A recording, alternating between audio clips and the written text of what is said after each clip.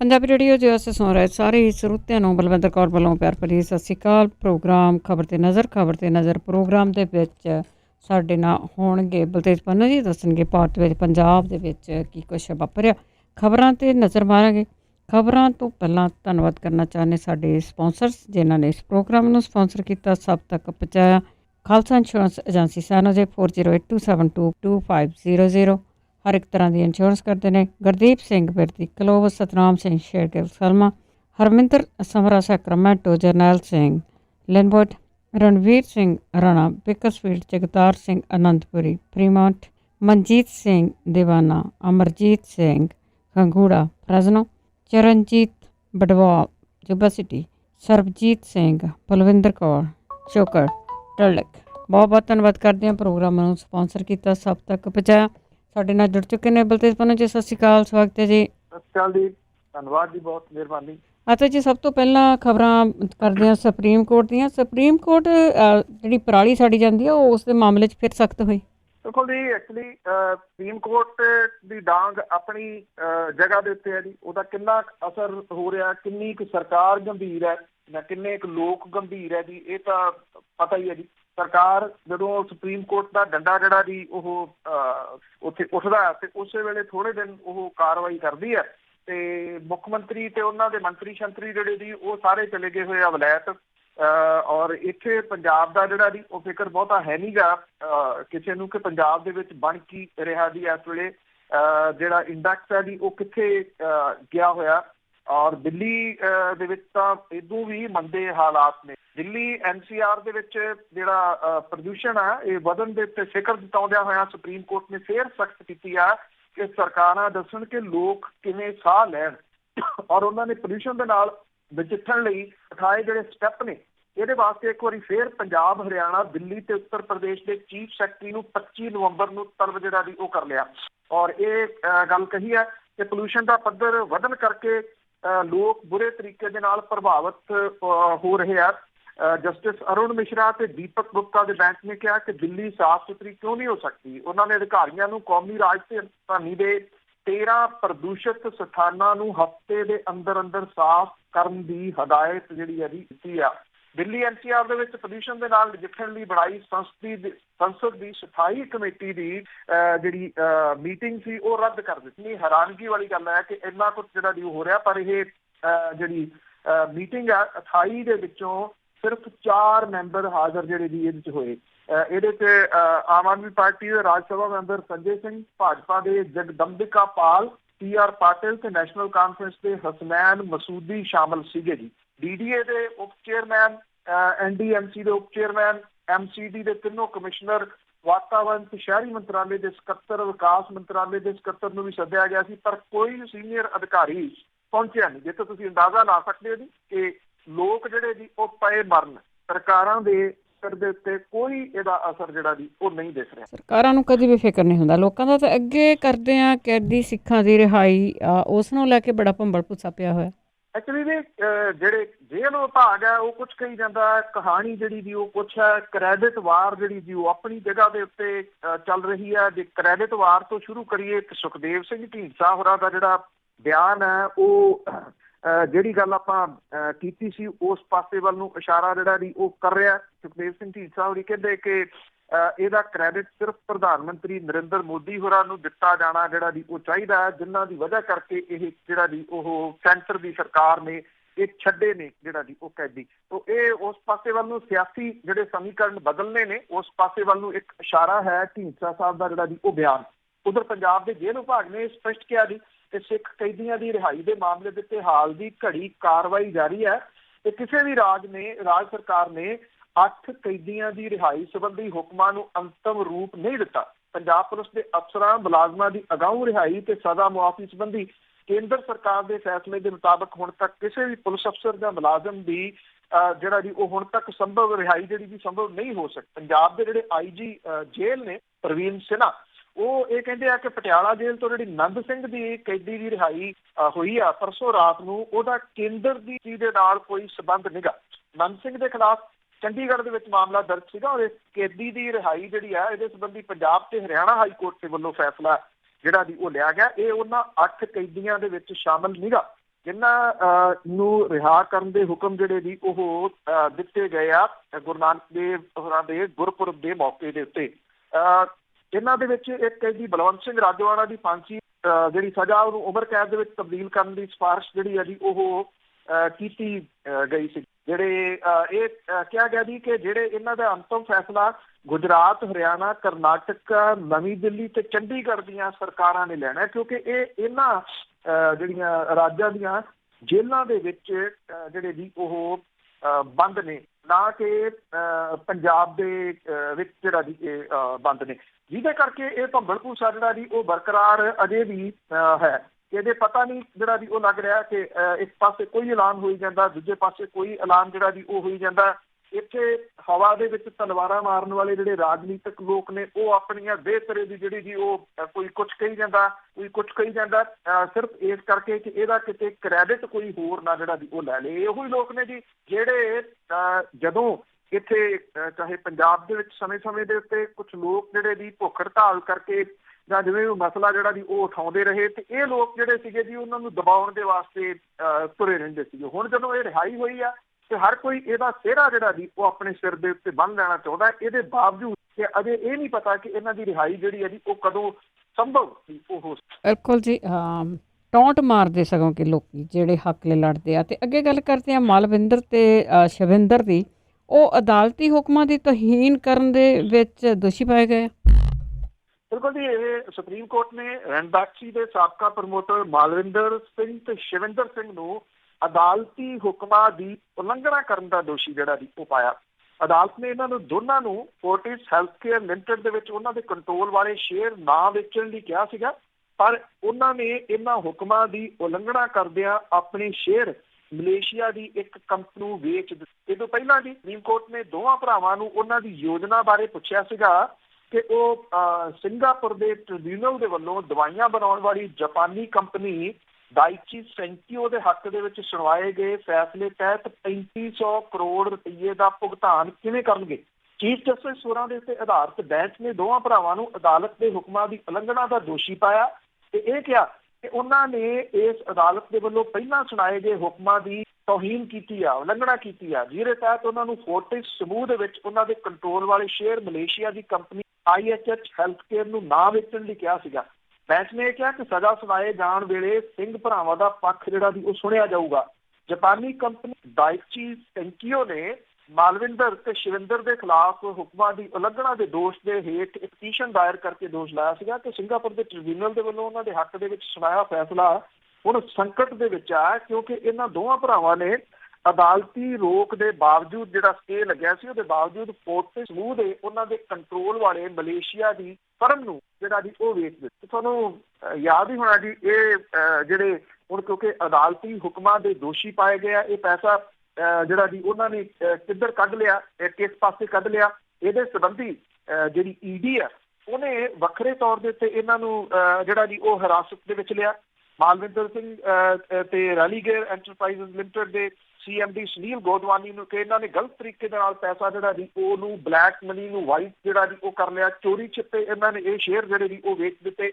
ਤੇ ਮੈਂ ਯਾਦ ਇਹ ਦਿਵਾਉਣ ਲੱਗਾ ਸੀ ਵੀ ਯਾਦ ਹੋਣਾ ਇਹਨਾਂ ਦੋਵਾਂ ਭਰਾਵਾਂ ਦੇ ਵਿੱਚੋਂ ਇੱਕ ਦੇ ਬਾਰੇ ਦੇ ਵਿੱਚ ਇਹ ਚਰਚਾ ਜਿਹੜਾ ਜੀ ਉਹ ਚੱਲਦਾ ਸੀਗਾ ਕਿ ਉਹਨੇ ਇਸ ਬਹੁਤ ਕਰੋੜੀ ਡੇਰਾ, ਕਰੋੜ ਤਾਂ ਛੋਟਾ ਜਿਹਾ ਲਫ਼ਜ਼ ਹੈ, ਜਿੰਨੀਆਂ ਪ੍ਰਾਪਰਟੀਜ਼ ਨੇ ਇਹਦੀਆਂ, ਇਹਦੇ ਵਿੱਚੋਂ ਇੱਕ ਨੇ ਇਸ ਡੇਰੇ ਦੇ ਮੁਖੀ ਬਣਨ ਦੀ ਜਿਹੜੀ ਜੀ ਉਹ ਗੱਲ ਚੱਲੀ ਕਿ ਉਹ ਪੈਸਾ ਧੇਲਾ ਛੱਡ ਕੇ ਤੇ ਹੁਣ ਇਹ ਜਿਹੜੀ ਜ਼ਿੰਦਗੀ ਆ ਜਿਹਨੂੰ ਉਹ ਕਹਿੰਦੇ ਕਿ ਨਿਰਲੇਪ ਜ਼ਿੰਦਗੀ, ਉਹਨੇ ਉਸ ਪਾਸੇ ਵੱਲ ਨੂੰ ਜਿਹੜਾ ਜੀ ਉਹ ਜਾਣਾ। ਪਰ ਆਹ ਜੋ ਕੁਛ ਜਿਹੜਾ ਜੀ ਉਹ ਸਾਹਮਣੇ ਆ ਰਿਹਾ ਇਹ ਇੱਕ ਬਿਲਕੁਲ ਵੱਖਰੀ ਔਰ ਡਿਫਰੈਂਟ ਤਸਵੀਰ ਪੇਸ਼ ਕਰ ਰਿਹਾ ਜੀ। ਬਿਲਕੁਲ ਜੀ, ਨਿਰਲੇਪ ਜ਼ਿੰਦਗੀ ਤਾਂ ਇਹੀ ਆ ਕਿ ਲੁੱਟੋ ਪੁੱਟੋ ਤਾਂ ਨਿਰਲੇਪ ਹੋ ਜਾ ਸਾਰਾ ਕੁਛ। ਤੇ ਅੱਗੇ ਮਹਾਰਾਸ਼ਟਰ ਦਾ ਪੋਲੀਟੀਕਲ ਡਰਾਮਾ ਉਹ ਕਿੱਥੇ ਤੱਕ ਨਿਬੇੜਾ ਹੋਇਆ? ਚੱਲ ਰਿਹਾ ਜੀ ਅਜੇ, ਔਰ ਜਿਹੜਾ ਭਾਜਪਾ ਦੇ ਜਿਹੜਾ ਪ੍ਰਦੇਸ਼ ਇਕਾਈ ਦਾ ਪ੍ਰਧਾਨ ਹੈ ਚੰਦਰਕਾਂਤ ਪਾਟਿਲ ਜਿਹੜਾ ਜੀ ਉਹ ਇਹ ਕਹਿੰਦਾ ਕਿ ਫਿਕਰ ਨਾ ਕਰੋ, ਸਰਕਾਰ ਜਿਹੜੀ ਹੈ ਜੀ ਅਸੀਂ ਬਣਾਵਾਂਗੇ। ਉਹਨੇ ਇਹ ਵੀ ਦਾਅਵਾ ਕਰਤਾ ਜੀ ਕਿ 288 ਮੈਂਬਰਾਂ ਵਾਲੀ ਵਿਧਾਨ ਸਭਾ ਦੇ ਵਿੱਚ ਭਾਜਪਾ ਦੇ ਕੋਲੇ 119 ਵਿਧਾਇਕਾਂ ਦੀ ਹਮਾਇਤ ਹਾਸਲ ਹੈ। ਭਾਜਪਾ ਨੇ 105 ਸੀਟਾਂ ਜਿੱਤੀਆਂ ਨੇ ਤੇ ਬਾਕੀ ਆਜ਼ਾਦ ਜਿਹੜੇ ਆ ਜੀ ਉਹਨਾਂ ਦੀ ਹਮਾਇਤ ਕਰਨਗੇ। ਪਰ ਦੂਜੇ ਪਾਸੇ ਜਿਹੜਾ ਜੀ ਮਹਾਰਾਸ਼ਟਰ ਦੇ ਵਿੱਚ ਸ਼ਿਵ ਸੈਨਾ, MC ਤੇ ਕਾਂਗਰਸ ਗੱਠਜੋੜ ਸਰਕਾਰ ਬਣਾਉਣ ਦੇ ਵਾਸਤੇ ਇਹ ਕਿਹਾ ਜਾ ਰਿਹਾ ਕਿ ਲਗਭਗ ਉਹਨਾਂ ਦੇ ਜਿਹੜਾ ਵੀ ਸਮਝੌਤਾ ਤੈਅ ਹੋ ਚੁੱਕਿਆ ਹੈ। ਸ਼ਰਦ ਪਵਾਰ ਨੇ ਐਲਾਨ ਕੀਤਾ ਜੀ ਕਿ ਸੰਭਾਵਿਤ ਗੱਠਜੋੜ ਸਰਕਾਰ 5 ਸਾਲ ਦੀ ਮਿਆਦ ਪੂਰੀ ਕਰੂਗੀ। ਸੂਬੇ ਦੇ ਵਿੱਚ ਵਿਕਾਸ ਨੂੰ ਤਰਜੀਹ ਦਿੱਤੀ ਜਾਊਗੀ। ਵੱਖ-ਵੱਖ ਵਿਚਾਰਧਾਰਾਵਾਂ ਨਾਲ ਜੁੜੀਆਂ 3 ਪਾਰਟੀਆਂ ਦੇ ਇਕੱਠੇ ਸਰਕਾਰ ਬਣਾਉਣ ਦੇ ਨਾਲ ਮਹਾਰਾਸ਼ਟਰ ਦੇ ਵਿੱਚ ਇੱਕ ਨਵਾਂ ਸਿਆਸੀ ਗੱਠਜੋੜ ਜਿਹੜਾ ਜੀ ਉਹਦਾ ਅਧਿਆਇ ਖੁੱਲੂਗਾ।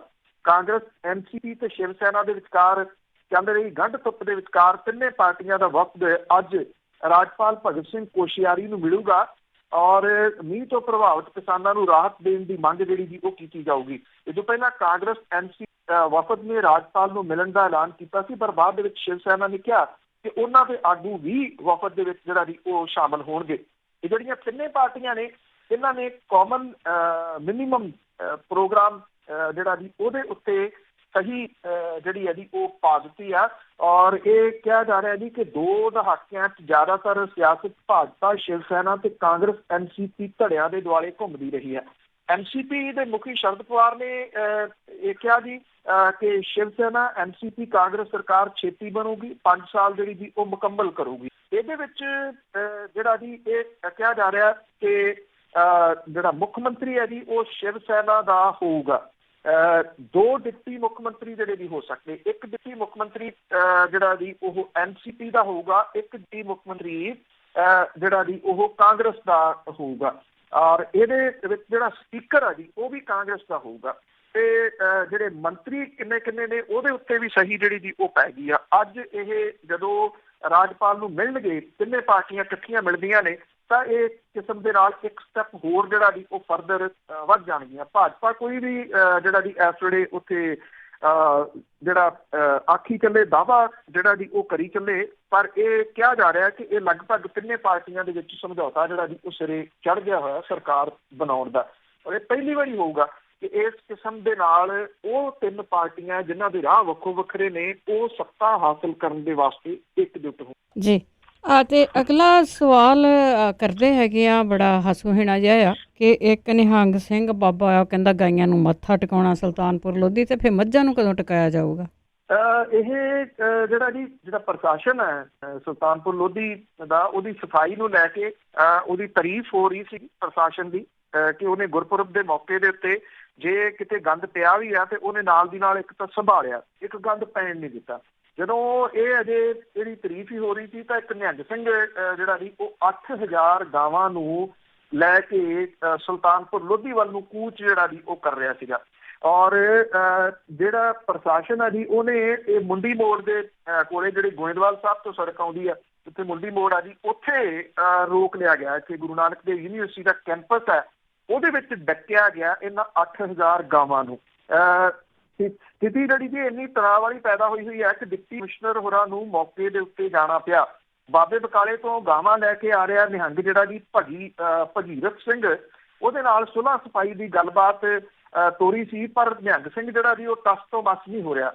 ਉਹ ਇਸ ਗੱਲ ਨੂੰ ਲੈ ਕੇ ਅੜਿਆ ਹੋਇਆ ਹੈ ਕਿ ਉਹਨੇ ਆਪਣੀਆਂ ਜਿਹੜੀਆਂ ਗਾਵਾਂ ਨੇ ਉਹਨਾਂ ਨੂੰ ਬਾਬੇ ਨਾਨਕ ਦੀ ਧਰਤੀ ਦੇ ਉੱਤੇ ਜ਼ਰੂਰ ਲੈ ਕੇ ਜਾਣਾ ਹੈ, ਕਿਉਂਕਿ ਪ੍ਰਕਾਸ਼ ਪੁਰਬ ਤੋਂ ਬਾਅਦ ਹਰ ਸਾਲ ਉਹ ਗਾਵਾਂ ਨੂੰ ਇੱਥੇ ਜਿਹੜਾ ਜੀ ਉਹ ਲੈ ਕੇ ਜਾਂਦਾ। ਇੱਕ ਤਾਂ ਨਿਹੰਗ ਸਿੰਘ ਘੋੜੇ ਲੈ ਕੇ ਜਾਂਦੇ ਆ, ਇਹ ਨਿਹੰਗ ਸਿੰਘ ਜਿਹੜਾ ਜੀ ਉਹ ਕਹਿੰਦਾ ਜੀ ਇਹ ਗਾਵਾਂ ਜਿਹੜੇ ਹਰ ਸਾਲ ਲੈ ਕੇ ਜਾਂਦੇ ਆ। ਕਪੂਰਥਲਾ ਪ੍ਰਸ਼ਾਸਨ ਨੇ ਗਾਵਾਂ ਨੂੰ ਸੁਲਤਾਨਪੁਰ ਲੋਧੀ ਦੇ ਵਿੱਚ ਦਾਖਲ ਹੋਣ ਤੋਂ ਰੋਕਣ ਦੇ ਵਾਸਤੇ ਧਾਰਾ 144 ਜਿਹੜੀ ਜੀ ਉਹ ਲਾ ਦਿੱਤੀ ਹੈ। ਇਹ ਵੀ ਆਪਣੇ ਆਪ 'ਚ ਪਹਿਲੀ ਵਾਰੀ ਹੋਊਗਾ ਜੀ ਕਿ ਬੰਦਿਆਂ ਨੂੰ ਰੋਕਣ ਦੇ ਵਾਸਤੇ 5 ਜਾਂ ਇਸ ਤੋਂ ਵੱਧ ਬੰਦੇ ਇਕੱਠੇ ਨਹੀਂ ਹੋ ਸਕਦੇ। ਇਹ ਡੰਗਰ ਜਿਹੜੇ ਆ ਜੀ ਉਹਨਾਂ ਨੂੰ ਲਿਜਾਣ ਦੇ ਵਾਸਤੇ ਧਾਰਾ 144 ਜਿਹੜੀ ਹੈ ਜੀ ਉਹ ਲਾਈ ਗਈ ਔਰ ਪੁਲਿਸ ਨੂੰ ਵੱਡੇ ਪੱਧਰ ਦੇ ਉੱਤੇ ਇੱਥੇ ਤਾਇਨਾਤ ਕਰਤਾ ਤਾਂ ਕਿ ਗਾਵਾਂ ਨੂੰ ਸੁਲਤਾਨਪੁਰ ਲੋਧੀ ਸ਼ਹਿਰ ਦੇ ਅੰਦਰ ਜਬਰੀ ਜਿਹੜਾ ਜੀ ਉਹ ਨਾ ਵਾੜਿਆ ਜਾਵੇ। ਇਹ ਤੋਂ ਪਹਿਲਾਂ ਨਿਹੰਗ ਪਾਲਾ ਸਿੰਘ ਇਹਨਾਂ ਨੂੰ ਲੈ ਕੇ ਆਉਂਦਾ ਹੁੰਦਾ ਸੀਗਾ। ਉਹਦੀ ਮੌਤ ਤੋਂ ਬਾਅਦ ਇਹ ਜ਼ਿੰਮੇਵਾਰੀ ਜਿਹੜੀ ਜੀ ਉਹ ਭਗੀਰਥ ਸਿੰਘ ਨੇ ਸੰਭਾਲੀ ਹੋਈ ਆ ਔਰ ਇੰਨੀ ਵੱਡੀ ਪੱਧਰ ਦੇ ਉੱਤੇ ਗਾਵਾਂ ਦੇ ਵੱਗ ਨੂੰ ਨਾਲ ਲੈ ਕੇ ਤੁਰਨ ਦੇ ਨਾਲ ਕਿਸਾਨਾਂ ਦੇ ਖੇਤਾਂ ਦਾ ਕਿੰਨਾ ਉਜਾੜਾ ਹੁੰਦਾ ਹੈ। ਜਿਨ੍ਹਾਂ ਦਾ ਉਜਾੜਾ ਹੁੰਦਾ ਉਹੀ ਦੱਸ ਸਕਦੇ ਆ ਜੀ। ਕਈ ਵਾਰੀ ਕਿਸਾਨ ਤੇ ਇਹ ਨਿਹੰਗ ਸਿੰਘ ਤੇ ਇਹਨਾਂ ਦੇ ਜਿਹੜੇ ਸਾਥੀ ਨੇ ਉਹਨਾਂ ਦੇ ਵਿਚਾਲੇ ਝੜਪਾਂ ਵੀ ਹੋ ਚੁੱਕੀ। ਇਹਨਾਂ ਦਾ ਹੈੱਡਕੁਆਟਰ ਚੌਕ ਮਹਿਤਾ ਦੇ ਵਿੱਚ ਹੈ, ਜਿੱਥੋਂ ਹਰ ਸਾਲ ਗਾਵਾਂ ਨੂੰ ਜਿਹੜਾ ਵੀ ਉਹ ਲੈ ਕੇ ਆਉਂਦੇ ਆ। ਡਿਸਟ੍ਰਿਕਟ ਪ੍ਰਸ਼ਾਸਨ ਨੂੰ ਇਹ ਸੂਚਨਾ ਮਿਲੀ ਸੀਗੀ ਕਿ ਗੋਦਵਾਲ ਸਾਹਿਬ ਵਾਲੇ ਪਾਸੇ ਤੋਂ ਵੱਡੀ ਗਿਣਤੀ ਦੇ ਵਿੱਚ ਗਾਵਾਂ ਆ ਰਹੀਆਂ ਨੇ ਔਰ ਪੁਲਿਸ ਨੇ ਮੁਸਤੈਦੀ ਜਿਹੜਾ ਸੀ ਉਹ ਵਰਤਿਆ ਹੋਇਆ ਇਹਨਾਂ ਨੂੰ ਸੁਲਤਾਨਪੁਰ ਲੋਧੀ ਤੋਂ 20 ਕਿਲੋਮੀਟਰ ਦੂਰ ਜਿਹੜਾ ਜੀ ਔਰ ਬਾਹਰ ਮੁੰਡੀ ਮੋੜ ਦੇ ਉੱਤੇ ਰੋਕਿਆ ਹੋਇਆ। ਹੁਣ ਸਵਾਲ ਇਹ ਆ ਜੀ ਕਿ ਇੱਥੇ ਕਿਤੇ ਦੂਜਾ ਮਾਮਲਾ ਨਾ ਜਿਹੜਾ ਦੀ ਉਹ ਸ਼ੁਰੂ ਹੋ ਜਾਏ ਕਿ ਤੁਸੀਂ ਜਿਹੜੀਆਂ ਇਹ ਗਊ ਮਾਤਾ ਨੇ ਉਹਨਾਂ ਨੂੰ ਬਾਬੇ ਨਾਨਕ ਦੀ ਜਿਹੜੀ ਇਹ ਧਰਤੀ ਸੁਲਤਾਨਪੁਰ ਲੋਧੀ ਉੱਥੇ ਜਿਹੜਾ ਜਾਣ ਤੋਂ ਕਿਵੇਂ ਰੋਕ ਰਹੇ ਹੋ। ਕਿਤੇ ਇਹ ਕਹਾਣੀ ਜਿਹੜੀ ਦੀ ਉਹ ਤੁਰ ਪਈ ਤੇ ਇਹ ਨਵੀਂ ਮੁਸੀਬਤ ਜਿਹੜੀ ਹੈ ਜੀ ਉਹਨੂੰ ਜਨਮ ਦੇਊਗੀ। ਪਰ ਹੈਰਾਨੀ ਵਾਲੀ ਜਿਹੜੀ ਦੀ ਗੱਲ ਹੈ ਕਿ ਇਹ ਲੋਕ ਅਜਿਹੇ ਜਿਹੜੇ ਸਟੰਡ ਨੇ ਉਹਨੂੰ ਕਰਨ ਦੇ ਵਾਸਤੇ ਕਿਵੇਂ ਕੋਈ ਨਾ ਕੋਈ ਨਵਾਂ ਤਰੀਕਾ ਜਿਹੜਾ ਜੀ ਉਹ ਖੜਾ ਕਰ ਲੈਂਦੇ। ਬਿਲਕੁਲ ਜੀ, ਨਵਾਂ ਭੰਬਲ ਪੁੱਸਾ ਹੈ। ਤੇ ਅੱਗੇ ਗੱਲ ਕਰਦੇ ਆ ਸ਼ੋਭਾ ਪੱਤਰ ਜਿਹੜੇ ਇੰਗਲਿਸ਼ ਦੇ ਵਿੱਚ ਦਿੱਤੇ ਗਏ ਆ ਤੇ ਭਾਸ਼ਾ ਵਿਭਾਗ ਆ ਉਹ ਬਿਲਕੁਲ ਹੀ ਕਿਨਾਰਾ ਕਰ ਗਿਆ ਕਿ ਸਾਨੂੰ ਤਾਂ ਇਹਦੇ ਬਾਰੇ ਪਤਾ ਹੀ ਕੁਛ ਨਹੀਂਗਾ। ਇਹ ਪੰਜਾਬ ਸਰਕਾਰ ਦੇ ਵੱਲੋਂ ਪ੍ਰਕਾਸ਼ ਪੁਰਬ ਦੇ ਮੌਕੇ ਦੇ ਉੱਤੇ ਜਿਹੜੀਆਂ ਸ਼ਖਸੀਅਤਾਂ ਜਿਨ੍ਹਾਂ ਨੂੰ ਇਹ ਦਿੱਤੇ ਗਏ ਸੀਗੇ ਜੀ, ਥੋਕ ਦੇ ਵਿੱਚ ਹੀ ਇਹ ਲੱਭੇ ਗਏ ਬੰਦੇ ਪਹਿਲਾਂ ਦੀ ਵੀ ਜੇ ਬੰਦੇ ਨਗ ਪੂਰੇ ਕਰਨ ਵਾਲੀ ਗੱਲ ਹੁੰਦੀ ਨਾ ਜੀ, ਉਹ ਨਗ ਪੂਰੇ ਕੀਤੇ ਗਏ ਤਾਂ ਕਿ ਗਿਣਤੀ ਜਿਹੜੀ ਜੀ ਉਹ ਪੂਰੀ ਕਰਨੀ ਸੀਗੀ। ਔਰ ਜਿਹੜੇ ਕਈ ਨੇ ਉਹਨਾਂ ਦੇ ਫੋਨ ਵੀ ਬਾਅਦ ਦੇ ਵਿੱਚ ਆਏ ਵੀ ਤੁਹਾਨੂੰ ਪਤਾ ਜੀ ਕਿ ਮੈਂ ਵੀ ਉੱਥੋਂ ਜਿਹੜਾ ਜੀ ਉਹ ਸਨਮਾਨਿਤ ਹੋਇਆ, ਵੀ ਮਤਲਬ ਕਿ ਭੀੜ 'ਚ ਪਤਾ ਹੀ ਨਹੀਂ ਜਿਹੜਾ ਜੀ ਉਹ ਲੱਗਦਾ ਸੀਗਾ ਕਿ ਕਿਹਨੂੰ ਕਿਹਨੂੰ ਇਹ ਸਨਮਾਨ ਮਿਲ ਗਿਆ। ਬਾਅਦ ਦੇ ਵਿੱਚ ਜਿਹੜੀ ਜੀ ਉਹ ਕਹਾਣੀ ਸਾਹਮਣੇ ਆਈ ਕਿ ਇਹ ਜਿਹੜੇ ਸ਼ੋਭਾ ਪੱਤਰ ਸੀ ਸਾਈਟੇਸ਼ਨ, ਇਹਨੂੰ ਪੰਜਾਬੀ ਨੂੰ ਇਹਦੇ ਵਿੱਚੋਂ ਅੱਖੋਂ ਪਰੋਖੇ ਕਰਕੇ ਇੰਗਲਿਸ਼ ਦੇ ਵਿੱਚ ਜਿਹੜਾ ਜੀ ਇਹ ਲਿਖਿਆ ਗਿਆ ਸੀਗਾ। ਭਾਸ਼ਾ ਵਿਭਾਗ ਨੇ ਜਿਹੜਾ ਪੰਜਾਬ ਹੈ ਉਹਨੇ ਫਿਲਹਾਲ ਇਹਦੇ ਤੋਂ ਪਾਸਾ ਵੱਟ ਲਿਆ। ਭਾਸ਼ਾ ਵਿਭਾਗ ਦੀ ਜਿਹੜੀ ਡਾਇਰੈਕਟਰ ਹੈ ਉਹ ਇਹ ਜਿਹੜੇ ਉਹਨੇ ਪੜਤਾਲ ਦੀ ਗੱਲ ਕੀਤੀ ਸੀ ਉਸ ਬਿਆਨ ਤੋਂ ਹੁਣ ਥਿੜਕ ਗਏ ਜੀ। ਉਹਨਾਂ ਨੇ ਇਹ ਕਿਹਾ ਕਿ ਉਹਨਾਂ ਨੂੰ ਨਹੀਂ ਪਤਾ ਕਿ ਇਹ ਸਾਈਟੇਸ਼ਨ ਕਿਹੜੇ ਵਿਭਾਗ ਦੇ ਵੱਲੋਂ ਤਿਆਰ ਕਰਵਾਈ ਗਈ ਸੀ, ਇਸ ਹਾਲਤ ਦੇ ਵਿੱਚ ਉਹ ਕਾਰਵਾਈ ਕਿਵੇਂ ਕਰ ਸਕਦੀ ਹੈ। ਔਰ ਇਸ ਤੋਂ ਪਹਿਲਾਂ ਡਾਇਰੈਕਟਰ ਨੇ ਇਹ ਗੱਲ ਕਹੀ ਸੀ ਕਿ ਸੰਬੰਧਿਤ ਡਿਸਟ੍ਰਿਕਟ ਭਾਸ਼ਾ ਆਫਿਸਰ ਤੋਂ ਮਾਮਲੇ ਦੀ ਜਾਣਕਾਰੀ ਲੈਣਗੇ ਤੇ ਲੋੜ ਪਈ ਤਾਂ ਸੰਬੰਧਿਤ ਅਥਾਰਟੀ ਦੀ ਜਵਾਬ ਤਲਬੀ ਜਿਹੜੀ ਜੀ ਉਹ ਕੀਤੀ ਜਾ ਸਕਦੀ ਆ। ਪਰ ਹੁਣ ਉਹ ਜਿਹੜੇ ਵੀ ਬਚਾਅ ਦੇ ਵਾਸਤੇ ਨਜ਼ਰ ਆਏ ਨਾ ਤਾਂ ਉੱਤੋਂ ਦਬਕਾ ਜਿਹੜਾ ਜੀ ਉਹ ਪੈ ਗਿਆ ਵੀ ਜਦੋਂ ਸਰਕਾਰ ਨੇ ਛਾਪ ਤੇ ਤੁਸੀਂ ਕਿਹੜੀ ਇਹਦੀ ਜਿਹੜੀ ਜੀ ਕਰਵਾਉਣੀ ਹੈ ਜਾਂਚ, ਉੱਥੋਂ ਉਹਦੇ ਕਰਕੇ ਜਿਹੜਾ ਜੀ ਉਹ ਆਪਣੇ ਬਿਆਨ ਤੋਂ ਥਿੜਕ ਗਏ। ਇਹ ਵੀ ਜਿਹੜਾ ਦੀ ਕਿਹਾ ਜਾ ਰਿਹਾ ਹੈ ਕਿ ਅਜੇ ਇਹ ਪਤਾ ਕਰਨਾ ਅਸੰਭਵ ਹੈ ਕਿ ਸਾਈਟੇਸ਼ਨ ਪੰਜਾਬੀ ਦੀ ਬਜਾਏ ਇੰਗਲਿਸ਼ ਦੇ ਵਿੱਚ ਕਿਹੜੇ ਵਿਭਾਗ ਦੇ ਵੱਲੋਂ ਲਿਖੀ ਗਈ ਸੀ। ਡਾਇਰੈਕਟਰ ਨੇ ਮਾਮਲੇ ਤੋਂ ਭਾਸ਼ਾ ਵਿਭਾਗ ਨੂੰ ਪੂਰੀ ਤਰ੍ਹਾਂ ਇਹ ਕਿਹਾ ਕਿ ਸੁਰਖਰੂ ਕਰਦਿਆਂ ਹੋਇਆ ਇਹ ਗੱਲ ਕਹੀ ਹੈ ਕਿ ਸਰਕਾਰ ਨੇ ਭਾਸ਼ਾ ਵਿਭਾਗ ਦੇ ਕੋਲੋਂ ਸਿਰਫ ਤਾਮਰ ਪੱਤਰਾਂ ਦੀ ਲਿਖੀ ਗਈ ਭਾਸ਼ਾ ਸੰਬੰਧੀ ਜਾਣਕਾਰੀ ਲਈ ਸੀ ਜਿਹੜੀ ਕਿ ਪੁਖਤਾ ਤੌਰ ਦੇ ਉੱਤੇ ਦੇ ਦਿੱਤੀ ਸੀ। ਔਰ ਇਹ ਵੀ ਕਿਹਾ ਕਿ ਤਾਮਰ ਪੱਤਰ ਜਿਹੜੇ ਆ ਉਹ ਪੰਜਾਬੀ ਭਾਸ਼ਾ ਦੇ ਵਿੱਚ ਲਿਖੇ ਹੋਏ ਸੀਗੇ। ਜਿਹੜੇ ਉਚੇਰੀ ਸਿੱਖਿਆ ਤੇ ਭਾਸ਼ਾਵਾਂ ਦੇ ਪ੍ਰਮੁੱਖ ਸਕੱਤਰ ਨੇ ਅਨੁਰਾਗ ਵਰਮਾ, ਉਹਨੇ ਭਾਸ਼ਾ ਵਿਭਾਗ ਦੀ ਡਾਇਰੈਕਟਰ ਨੂੰ ਚੰਡੀਗੜ੍ਹ ਸੱਦ ਕੇ ਵਿਭਾਗ ਦੀ ਪ੍ਰਗਤੀ ਰਿਪੋਰਟ ਹਾਸਲ ਕੀਤੀ ਆ। ਔਰ ਸੂਤਰਾਂ ਦੇ ਮੁਤਾਬਕ ਪ੍ਰਮੁੱਖ ਸਕੱਤਰ ਦਫ਼ਤਰ ਨੇ ਭਾਸ਼ਾ ਵਿਭਾਗ ਤੋਂ ਅਗਲੇ 4 ਸਾਲਾਂ ਦੀਆਂ ਸਕੀਮਾਂ ਦੀ ਪੂਰਤੀ ਸੰਬੰਧੀ ਯੋਜਨਾਬੰਦੀ ਜਿਹੜੀ ਦੀ ਉੱਚੀ ਹੈ। ਪਰ ਹੈਰਾਨੀ ਵਾਲੀ ਗੱਲ ਇਹ ਆ ਕਿ ਸਰਕਾਰੀ ਤੌਰ ਦੇ ਉੱਤੇ ਹੁਣ ਕੋਈ ਇਹ ਕਹਿਣ ਨੂੰ ਵੀ ਤਿਆਰ ਨਹੀਂਗਾ, ਇਹ ਦੱਸਣ ਨੂੰ ਵੀ ਤਿਆਰ ਨਹੀਂਗਾ ਕਿ ਇਹ ਕਿਹਨੇ ਲਿਖਵਾਈ ਸੀ। ਹਾਂ, ਇੱਕ ਲੋਕਾਂ ਦੇ ਵਿੱਚ ਰੌਲਾ ਪੈਣ ਦੀ ਵਜ੍ਹਾ ਕਰਕੇ ਜਿਹੜਾ ਨੀਂਹ ਪੱਥਰ ਰੱਖਿਆ ਸੀਗਾ ਉਹ ਜ਼ਰੂਰ ਬਦਲ ਦਿੱਤਾ ਗਿਆ ਜੀ। ਉਹਦੇ ਵਿੱਚ ਹੁਣ ਪੰਜਾਬੀ ਭਾਸ਼ਾ ਜਿਹੜੀ ਹੈ ਜੀ ਉਹ ਪਹਿਲੇ ਨੰਬਰ ਦੇ ਉੱਤੇ ਅੰਕਿਤ ਕਰ ਦਿੱਤੀ ਗਈ ਆ। ਔਰ ਹੈਰਾਨਗੀ ਵਾਲੀ ਗੱਲ ਇਹ ਸੀ ਕਿ ਅਖਬਾਰਾਂ ਤੋਂ ਛੱਡੋ ਜਿਹੜੇ ਕੁਛ ਨਿਊਜ਼ ਪੋਰਟਲ ਨੇ ਛੋਟੇ ਮੋਟੇ, ਉਹਨਾਂ ਦੀ ਵੀ ਜੇ ਤੁਸੀਂ ਹੈਡਲਾਈਨ ਦੇਖੋ ਉਹ ਕਹਿੰਦੇ ਜੀ ਸਾਡੀ ਖਬਰ ਦਾ ਅਸਰ ਜਿਹੜਾ ਜੀ ਹੋ ਗਿਆ, ਜਿਹਦੇ ਕਰਕੇ ਆਹ ਦੇਖੋ ਉੱਥੇ ਜਿਹੜਾ ਜੀ ਉਹ ਬਦਲਤਾ। ਜੇ ਇੰਨਾ ਅਸਰ ਹੁੰਦਾ ਤੇ ਆਹ ਜਿਹੜਾ ਜੀ ਉਹ ਬਦਲਵਾ ਕੇ ਦਿਖਾਓ ਫਿਰ ਜੀ, ਬੜਾ ਕੁਛ ਹੋਣਾ ਜੀ। ਤੇ ਅੱਗੇ ਗੱਲ ਕਰਦੇ ਹਾਂ ਸੰਗਰੂਰ ਜ਼ਿਲ੍ਹੇ ਦੇ ਵਿੱਚ ਜਿਹੜਾ ਨਗਰ ਕੀਰਤਨ ਸੀ ਜਿਹਦੇ ਵਿੱਚ ਗੋਲੀਆਂ ਚੱਲੀਆਂ ਸੀਗੀਆਂ, ਗੋਲੀਆਂ ਚਲਾਉਣ ਵਾਲਿਆਂ ਤੇ ਪਰਚਾ ਦਰਜ। ਐਕਚੁਅਲੀ ਜੀ ਬੜਾ ਲੇਟ ਕਾਰਵਾਈ ਜਿਹੜੀ ਹੈ ਜੀ ਇਹ ਕੀਤੀ ਹੈ। ਇਹ ਹੈਰਾਨੀ ਵਾਲੀ ਗੱਲ ਹੈ ਕਿ ਜਿਹੜੇ ਵਿਆਹਾਂ ਦੇ ਉੱਤੇ ਗੋਲੀਆਂ ਚਲਾਉਂਦੇ ਤੇ ਨਿਹੱਥਿਆਂ ਨੂੰ ਜਿਹੜਾ ਜੀ ਉਹ ਮਾਰਦੇ ਫਿਰਦੇ ਬੇਕਸੂਰਾਂ ਨੂੰ ਜਿਹੜਾ ਸ਼ਰਾਬੀ ਲਾਣਾ ਤਾਂ ਪਹਿਲਾਂ ਦੇਖਿਆ ਸੀਗਾ, ਇਹ ਨਗਰ ਕੀਰਤਨ ਦੇ ਉੱਤੇ ਗੋਲੀਆਂ ਜਿਹੜੀਆਂ ਜੀ ਇਸ ਵਾਰੀ ਚੱਲਣ ਲੱਗੀਆਂ। ਇਹ ਚੰਗੀ ਗੱਲ ਹੈ ਕਿ ਕਾਰਵਾਈ ਹੋ ਗਈ। ਪਹਿਲਾਂ ਤਾਂ ਗੋਬਿੰਦਗੜ੍ਹ ਦੇ ਵਿੱਚ ਇੱਕ ਵਿਅਕਤੀ ਜਿਹੜਾ ਸੀਗਾ ਜੀ ਉਹ ਗੋਲੀਆਂ ਚਲਾਉਂਦਾ ਸੀ ਜਦੋਂ ਨਗਰ ਕੀਰਤਨ ਆਇਆ। ਇਹ ਉਦੋਂ ਬਾਅਦ ਇਹ ਕਮਾਲਪੁਰਾ ਪਿੰਡ ਪੈਂਦਾ ਜੀ ਸੰਗਰੂਰ ਡਿਸਟ੍ਰਿਕਟ ਦੇ ਵਿੱਚ। ਇੱਥੇ 1 2 3 ਨਹੀਂ ਬਲਕਿ 7 ਜਾਣੇ ਆਪਣੀਆਂ ਰਫਲਾਂ ਜਿਹੜੀਆਂ ਜੀ ਉਹ ਲੈ ਕੇ ਆਏ ਔਰ ਜਦੋਂ ਨਗਰ ਕੀਰਤਨ ਆਇਆ ਤੇ ਉਹ ਫਾਇਰਿੰਗ ਕਰਦੇ ਜਿਹੜਾ ਜੀ ਵੇਖੇ ਗਏ ਔਰ ਵੀਡੀਓ ਆ ਗਈ ਇਹਦੀ। ਇਹ ਵੀਡੀਓ ਜਿਹੜੀ ਹੈ ਜੀ ਉਹ ਸੋਸ਼ਲ ਮੀਡੀਆ ਦੇ ਉੱਤੇ ਆ ਗਈ। ਮੇਰੇ ਕੋਲੇ ਆਈ ਤਾਂ ਫੇਸਬੁੱਕ ਪੇਜ ਦੇ ਉੱਤੇ ਜਿਹੜਾ ਪਹਿਲਾਂ ਦੀ 3 ਦਿਨ ਪਹਿਲਾਂ ਆਈ ਸੀ, ਪਰ ਇਹਦੇ ਉਦੋਂ ਕੋਈ ਕਾਰਵਾਈ ਜਿਹੜੀ ਹੈ ਜੀ ਉਹ ਨਹੀਂ ਹੋਈ।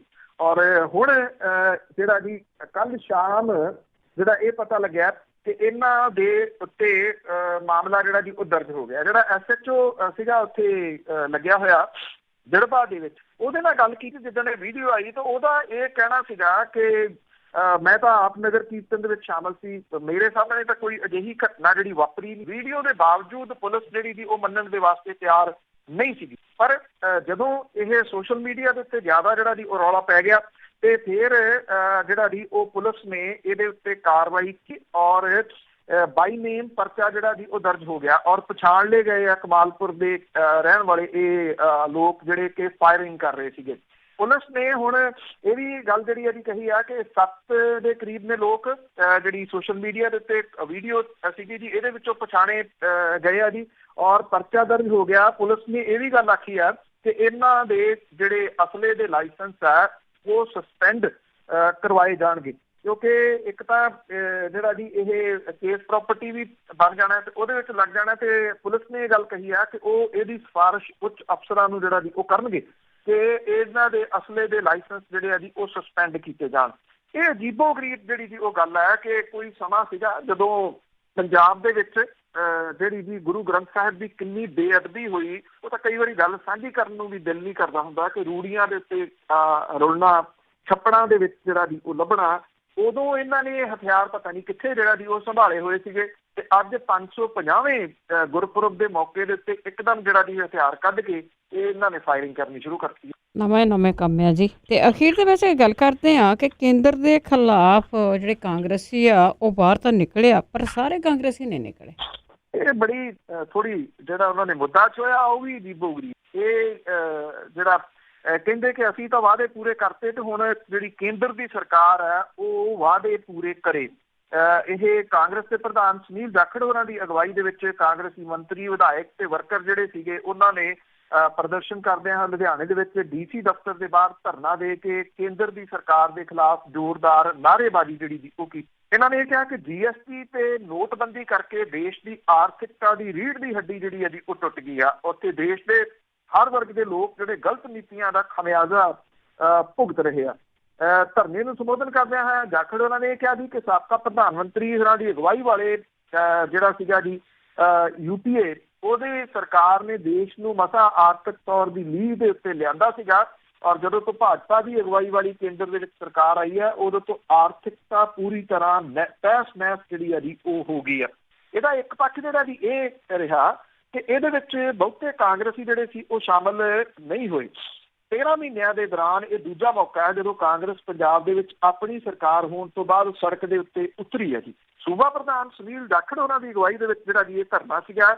ਕੈਬਨਿਟ ਮੰਤਰੀ ਭਾਰਤ ਭੂਸ਼ਣ ਆਸ਼ੂ ਤਾਂ ਮੌਜੂਦ ਸੀ ਪਰ ਸੰਸਦ ਮੈਂਬਰ ਰਵਨੀਤ ਬਿੱਟੂ ਇਹਦੇ ਵਿੱਚੋਂ ਗੈਰ ਹਾਜ਼ਰ ਰਹੇ। ਲੁਧਿਆਣੇ ਦੇ ਵਿੱਚ ਧਰਨਾ ਸੀ। ਬਠਿੰਡਾ ਵਿੱਚ ਨਾ ਤਾਂ ਕੈਬਨਿਟ ਮੰਤਰੀ ਜਿਹੜਾ ਜੀ ਮਨਪ੍ਰੀਤ ਬਾਦਲ ਆਏ, ਨਾ ਰਾਮਪੁਰਾ ਫੂਲ ਤੋਂ ਕੈਬਨਿਟ ਮੰਤਰੀ ਗੁਰਪ੍ਰੀਤ ਕਾਂਗੜ ਜਿਹੜਾ ਸੀ ਜੀ ਧਰਨੇ ਦੇ ਵਿੱਚ ਪਹੁੰਚੇ। ਜਲੰਧਰ ਦੇ ਵਿੱਚ ਵੀ ਥਾਂ ਕਿਉਂਕਿ ਧਰਨੇ ਲੱਗੇ ਸੀ, ਜ਼ਿਆਦਾਤਰ ਵਿਧਾਇਕ ਧਰਨੇ ਤੋਂ ਗਾਇਬ ਰਹੇ। ਸੰਸਦ ਮੈਂਬਰ ਚੌਧਰੀ ਸੰਤੋਖ ਸਿੰਘ ਵੀ ਨਹੀਂ ਗਏ।